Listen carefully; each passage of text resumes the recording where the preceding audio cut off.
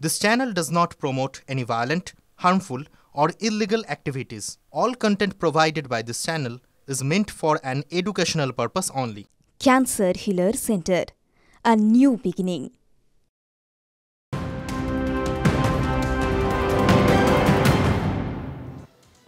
Film ব্রেকের পর আবার তৃণমূল বনাম তৃণমূল। এবার তৃণমূল পঞ্চায়েত প্রধানের বিরুদ্ধে পুলিশের দ্বারস্থ হলেন দলেরই নেতা।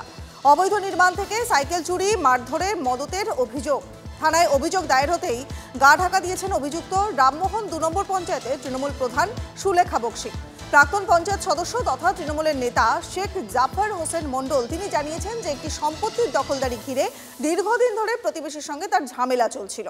আদালতের দ্বারস্থ হয় দুপক্ষই। জাফরের অভিযোগ যে আদালতের নির্দেশ অগ্রাহ্য করে বিতর্কিত সম্পত্তিতে অবৈধ নির্মাণ চালাচ্ছিলেন এই অভিযুক্তরা। এই কাজে প্রত্যক্ষ মদত দিচ্ছিলেন প্রধান।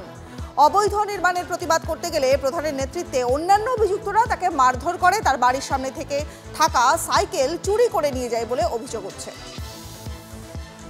পঞ্চায়েতের পারমিশন নেওয়া হয়নি, সরকারি 3 ফুট ছাড় সেটাও নেই, সরকারি যে ঢালাই রাস্তা সেটাও কেটে ক্ষমতার বলে ও বাড়ি তৈরি করছে।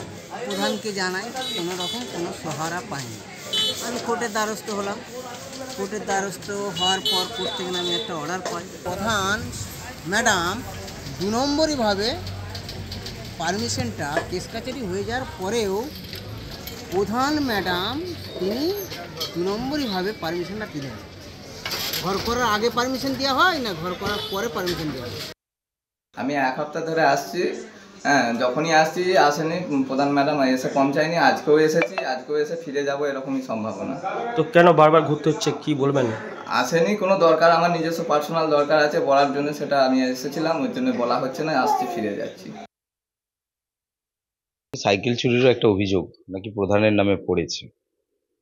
তো তৃণমূল কংগ্রেস তো সারা রাজ্য জুড়ে চুরি করছে, বর্তমানে সাইকেলও চুরি করছে এলাকাতে।